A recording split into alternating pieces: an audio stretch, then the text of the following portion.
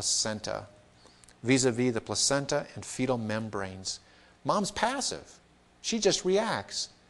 The placenta and the baby are controlling the show. And this is what's happening here. We don't have to go through this whole thing, but this is a good summary slide. Embryo-fetal initiatives. All of this, including of the placenta.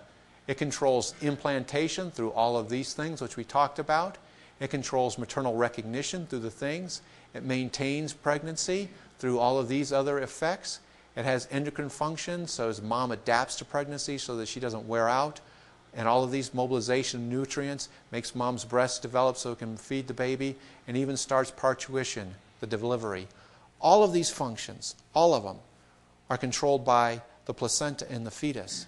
Now clearly, any thinking person would say, how did this evolve? Because you're developing the baby. You want the baby to develop, but the baby's running the show. Do you see the problem there with an evolutionary development? You're trying to get the product, but before the product is ever there, you need the product to run the show. It's a terrible evolutionary conundrum, because it's the baby that's running the show, but the whole process is set there to get the baby.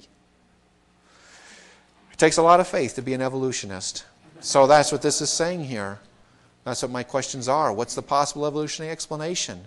Since fetal control, how did this transfer of power from mom to baby ever evolve over time? And what survival benefit does that have to mom? For her to give up control of her body to this developing baby in the placenta. I mean, that has no evolutionary survival value to mom. The placenta orchestrates the essential cooperation between fetal and maternal organ systems. Let's look at some of these things. This is kind of interesting. The role of the fetus in extraembryonic fetal tissues, known as the placenta, in pregnancy is not dissimilar to that of a non-metastasizing but rapidly growing neoplasm. Now, I wouldn't say that myself, but this is what they say. The developing fetus is a very demanding, and in general, its demands are met at whatever the cost to the maternal organism, by way of efficient placental mechanisms for nutrient uptake and transfer. In other words, the baby's got demands. But in other respects, the fetus is a benevolent, albeit self-serving parasite, in that it provides for the development of maternal systems. Now listen to this. That facilitate maternal adaptation to this rapidly growing semi-allogenic tumor-like graft. These systems include those that permit a sizable expansion of maternal blood volume. In other words, her baby's going to secrete substances in mom's body that's going to increase her blood volume. It's going to pump it up because it needs it. Increases in cardiac output. It says refractoriness of pressure agents, increases in renal blood flow, and is an efficient utilization of energy sources.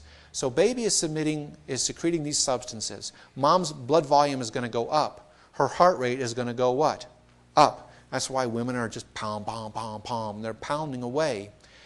And if the heart rate goes up and the blood volume goes up, what should happen to her blood pressure? It should go up. But it secretes substances that act on her kidneys which help maintain the blood pressure so she doesn't blow a gasket through high blood pressure on there. It also increases her other metabolism. It's controlling all of her body in doing all of this. And that's why it's a benevolent, self-serving parasite. It's getting what it wants from mom, but it's making mom's body adapt at the same time so it can get it without hurting her. That's what it's doing. Placental hormones regulate maternal metabolism.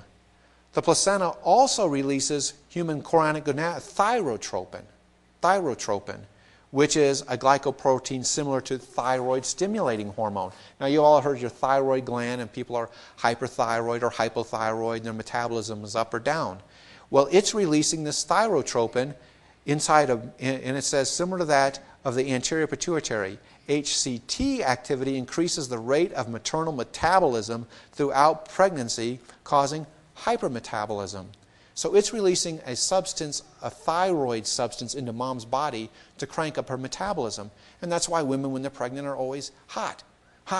You know, that's one of the few times where they're fanning themselves, and the guys are kind of cool, and mom just like panting away because she has this huge extra dose of like thyroid hormone in her, cranking up her metabolism. But it's coming from who? Baby. Plenta ensures fetal nutritional needs are met. Baby wants food.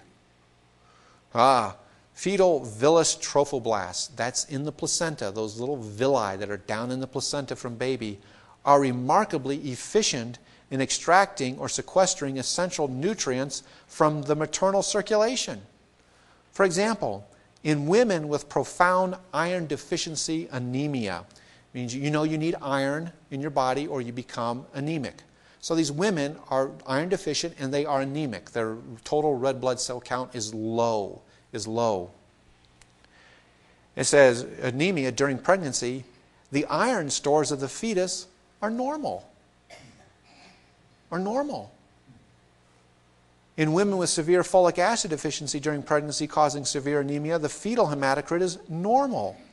How is that? Of course, if you hit too low, then it would affect the baby. What that's saying is, even when mom is deficient, baby's going to get what it wants. It's going to get it. It's taking it out. The fetus is a demanding and efficient parasite.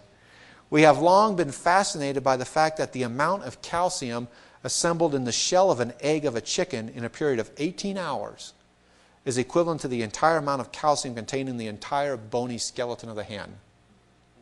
So it makes an egg, has the same type of calcium as the entire skeleton of the hen.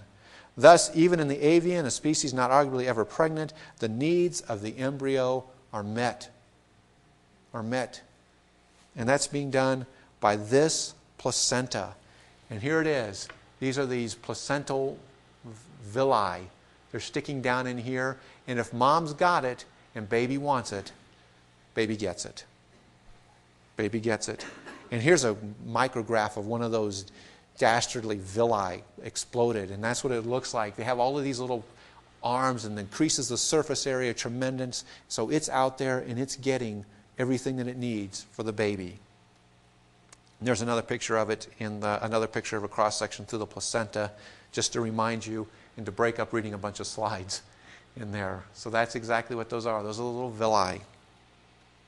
And there's a good blow-up view of them. You can actually see some of the